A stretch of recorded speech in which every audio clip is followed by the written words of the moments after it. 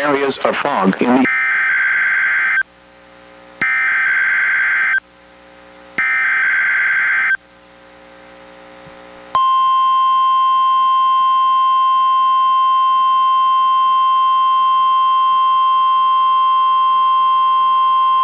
This is the National Weather Service Office in Portland, Oregon.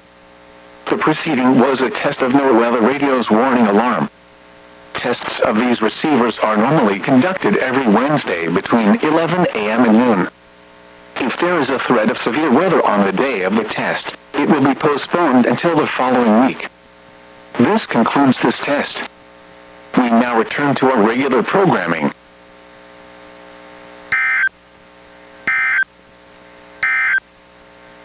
Coastal marine forecast for the waters from Cape Shorewater, Washington to Florence, Oregon